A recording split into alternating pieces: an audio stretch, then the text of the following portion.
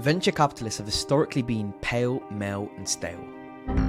Just last year, only 1.3% of funding in Europe went to founding teams solely led by ethnic minorities.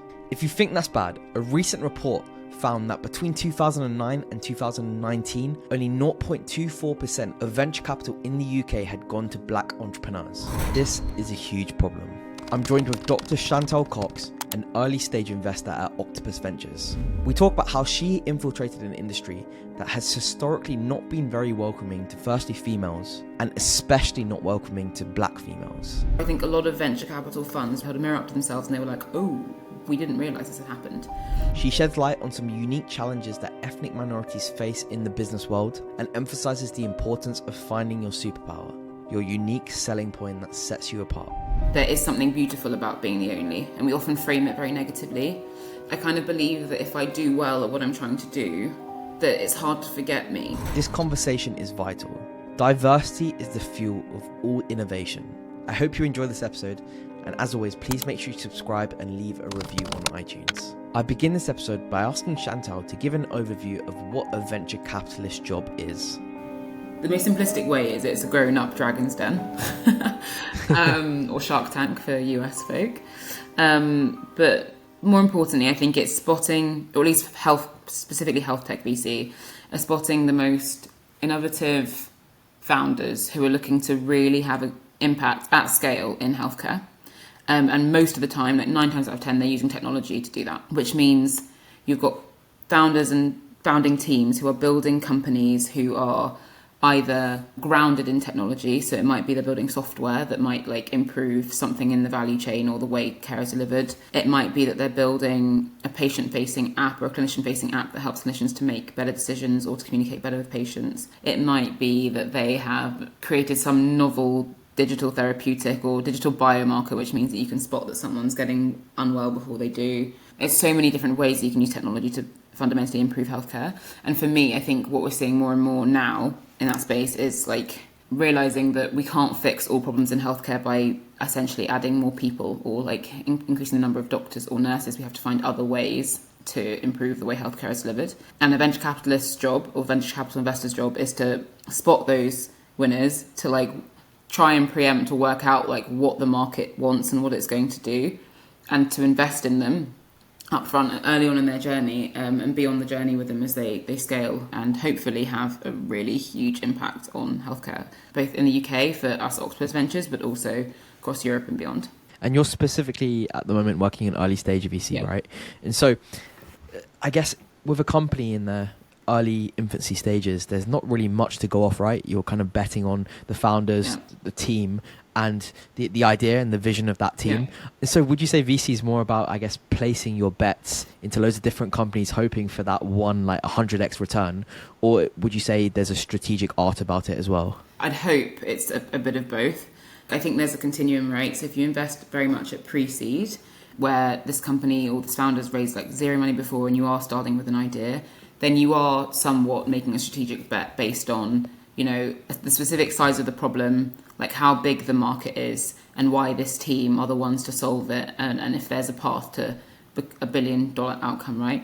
But the further you get through early stage investing, the more data you have, the more proof points. You know, has this company managed to show that it's identified customers who are willing to pay? Do they stick around? So they don't just pay, but they stick around and they shout about it. So they love this business and they keep paying money. And then do you get to a point where they're not just scaling in London or in one small pocket of society, but they're doing it like at large?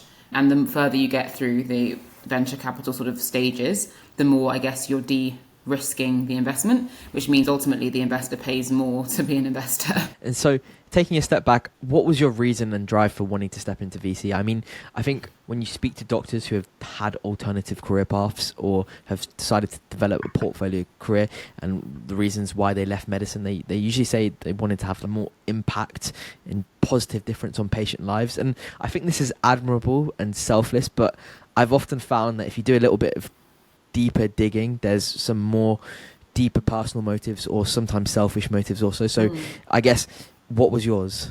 I think it was a few things. I think the first was recognizing that the NHS is absolutely a national treasure. Like, you only had to see how many people open their front doors on a Thursday at 8 p.m. and banged pots and pans and clapped for it during the COVID pandemic, right? But it was created, in my mind, and it's very much an opinion and view of one, for a post-war Britain that was incredibly homogenous. There was a much smaller population where people, in many ways, did take a lot of their healthcare into their own hands. You know, they still had like a family GP who came to the house, but you go and see a pharmacy, you try like various potions and lotions with the cough before you went to hospital.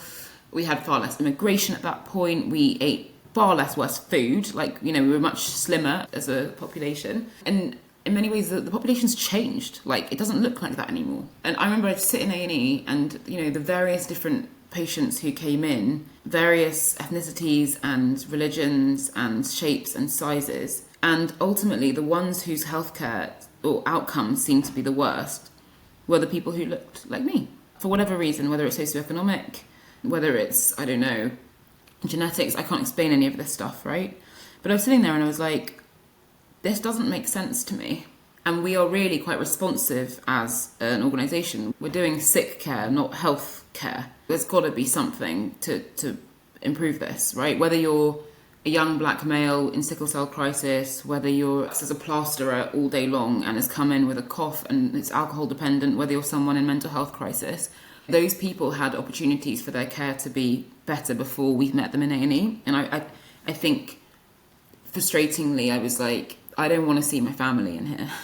And right now, based on where I'm working and what I'm doing, I'm not stopping that happening. I'm just waiting for them to turn up, and I want to be part of the other side of this. There's a world in which I could have gone and done public health, right? And that would have been one way to solve it. And I think that's a very fair challenge for anyone who says it. But there are also lots of other ways to be solving, right? And after like having an opportunity to do consulting, I realised, or for me, there were two big ways that I could really be impactful beyond at the bedside. And it was either going and building one of these big health tech businesses, you know, or enable it, like invest in those companies so that they can scale. And I actually realised there weren't many clinicians who were VCs at the time, and there weren't many women, and there weren't many black women. So I could be wrong, but I think I'm the only black female VC who's a doctor in the UK. So I'm like, okay, if you've got someone who has the right technical background, who I back myself to learn if what I don't know, but also I look like a good chunk of society who need better healthcare and who should be receiving better healthcare so they get better health outcomes. And like, what better a time than now? And you said that obviously, so part of the reason was stepping into VC is no one looked like you, I guess. I mean, VC is known for traditionally being, what's the phrase, white, male and stale, right? And so how was that, wanting to branch out and I guess infiltrate an industry that hasn't been very welcoming to firstly women or ethnic minority people? So how was it climbing that uphill battle? In many ways, there's probably like some luck for me, which doesn't sound like the right answer to your question, in that I got into VC in a post-George Floyd era where the venture ecosystem had recognised that it had a problem and that, as you say, it was pale, male and stale. And therefore, I think a lot of venture capital funds realised, they took a look at themselves, they held a mirror up to themselves and they were like, oh, we didn't realise this had happened. So I think I moved into it at a time when there was a recognition that, you know, diverse businesses do better, make more money, like have better outcomes, and therefore diverse funds will also have the same. And so the timing for me was perfect because there was a need and I fit the right, like, I fit the, not just the job description, but like the diversity. Not that there's quotas or anything, but I think I ticked that box. Having said that, when you are someone who is in the minority in any industry, I think your work is more than your job description, fortunately or unfortunately. And so in addition to that and being great at the day job, I think I do also have to be a role model for others that come after me or alongside me. A lot of us do a lot of mentoring, a lot of podcasts, a lot of writing blogs, whatever else. Because, like I said, you can't be what you can't see. And had I not spoken to the likes of June Angelides at Samos VC, like Yvonne Bajella at Local Globe, like Ella Wales-Bonner, who's now at Cornerstone, I wouldn't have known that actually there's space for me in this industry. And that's why we have to pay it forward and we keep moving, right? It's not straightforward, and I think we're all still navigating it.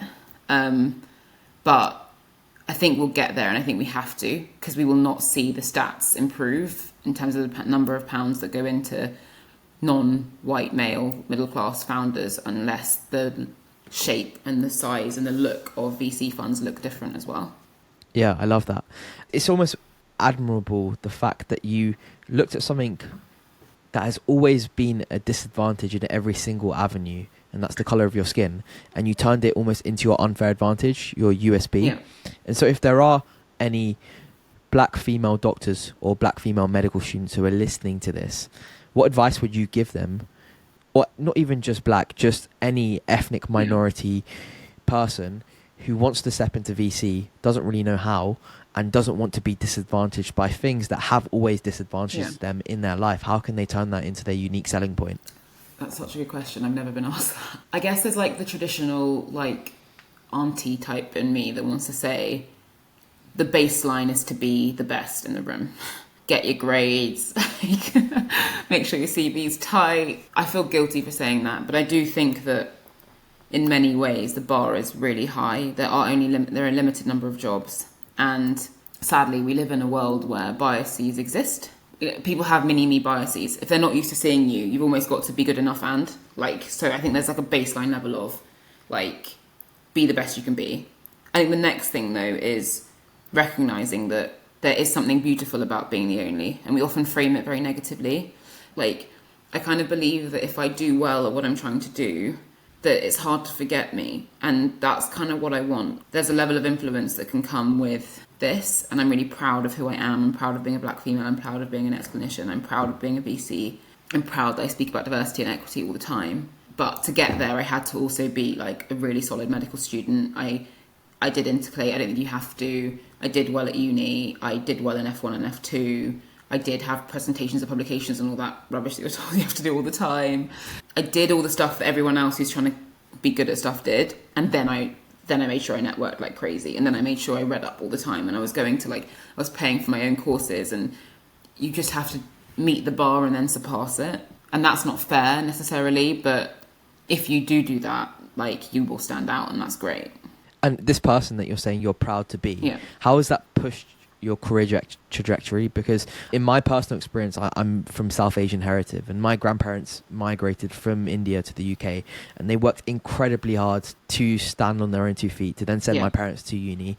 And so I'm proud of that fact, proud of my heritage. And the way I look at it is, the way I look at my future is, I guess, is that I want to do everything in my power to make something of myself out of respect for the hardship that my ancestors went through. And so talk to me a little bit about that perspective and how that's been a driver also. Yeah, I think that's a really valid point, and it's one worth raising. Your story is similar-ish to mine and so many others of us, right? It's the reason a lot of our families encouraged us to do medicine, because it was job security. I mean, I'm a second-generation immigrant raised by a single mum who also worked in the NHS, right? I don't have any inherited wealth or generational wealth, like, at all. Every pound my mum worked for went to making sure that I was like looked after, healthy, well clothed and educated. That's how she spent her money. And I like you, feel like I can't afford to fail. I wake up every day knowing I can't afford to fail. Like, I don't have anything to fall back on. So I think that motivates me. That's probably where my ambition comes from, my drive comes from, because it's like, yeah, I work to put food on my own table, but I also work to do my mum proud. I'm sure lots of people feel that like that though, and that's not just necessarily people from ethnic minority groups, but it does add like a whole level of maybe pressure to what we do, right? So I think that probably fuels my like ambition to not let anyone down, to not let myself down, to not let those who love me down. But what fuels the next stage are probably my future children. It's like, what world do I want them to come into? What healthcare outcomes do I want them to have? Do I want my future daughter to wait 7 years for a diagnosis of endometriosis? Do I want my son to come into a world where he has fast diagnosis of his prostate cancer? Absolutely. Like, what change can I make that leaves like a lasting impact and legacy on the world? And particularly, like, I'm 32, so I'm still really young. But I do think our generation may be a bit more visionary about what the world could look like, and that's a really exciting place to be, versus our parents, and it sounds like your parents and grandparents, they were surviving. Like, they did that survival so that we could thrive, and for me that's what I'm looking now. And it's a weird mindset to explain to people who haven't ever gone through that. Yeah. But yeah, I guess that's how I think of it.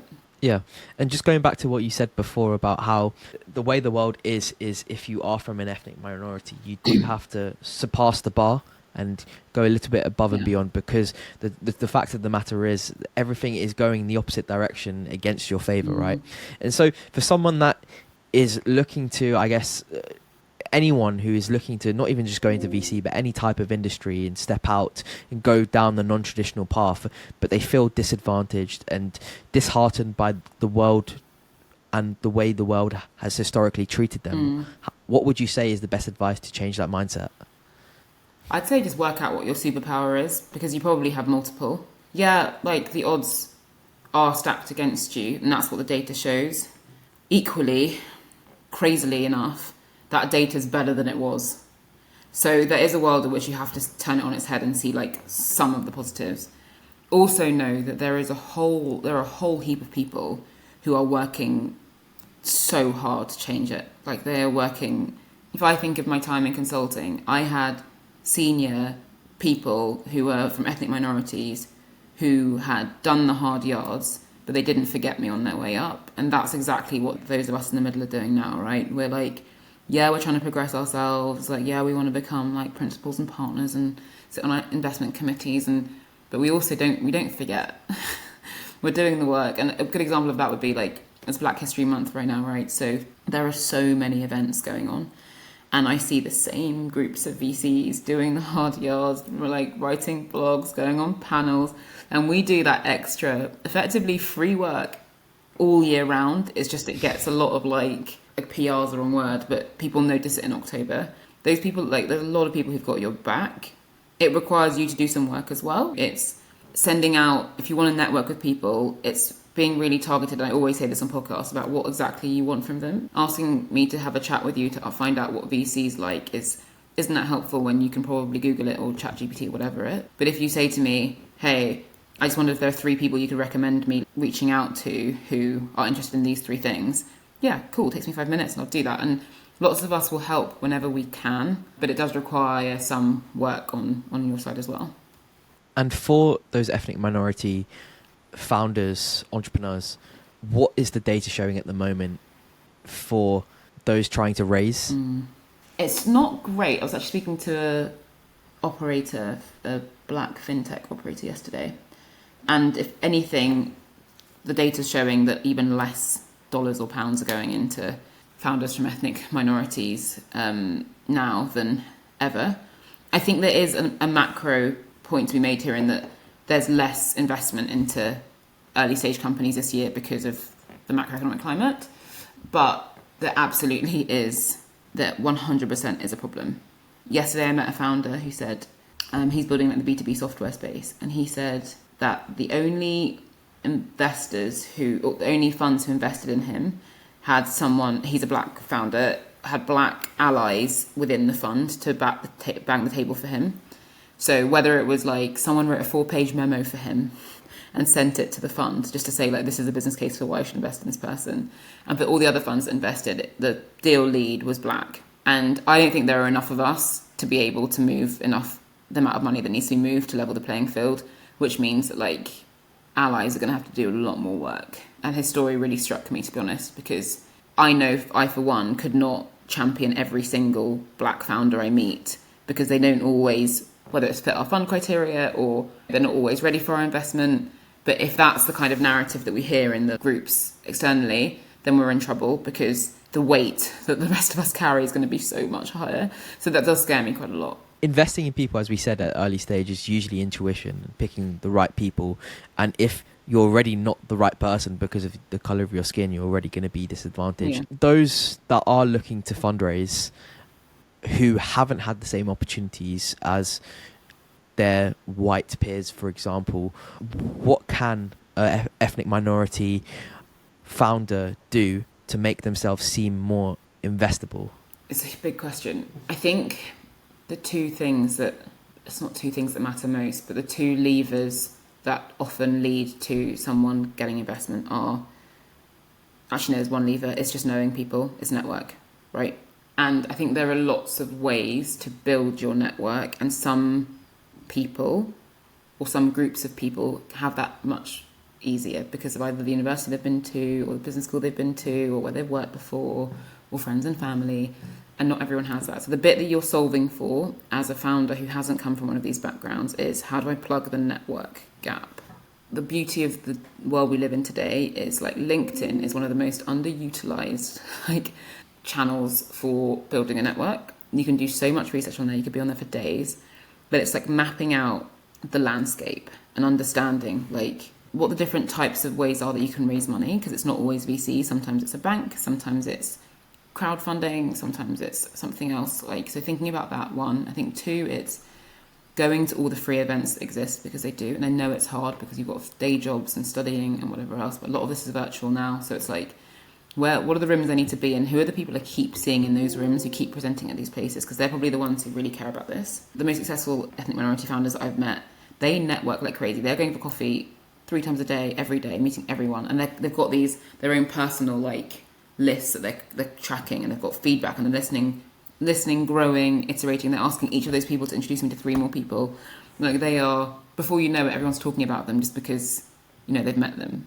The other thing is like having your story like locked and loaded. When I was in consulting, we called it an elevator pitch, but being able to describe like what it is you're building or what your idea is within like 3 sentences, so that someone can very quickly grasp, okay, I know what you do. I might not be the right person to be speaking to, but let me introduce you to 3 other people who can do that. And Chantal, just as we close up the podcast, would you say that you have built any habits, systems or processes that have helped you get to where you are today? Maybe not systems or processes, but if I look back now on how I got to where I am today, I think the one word I'd use to describe it is just like hustle. If I look way, way, way, way back at my LinkedIn, I was like 4th year medical student, messaging people on LinkedIn being like, hey, I'm a 4th year medical student, I think I'd be interested in whatever, like, do you mind grabbing a coffee with me? And I'd be in like Christmas holidays going and meeting random professors or random whatever. And I think there's just that, not having an ego and hustling.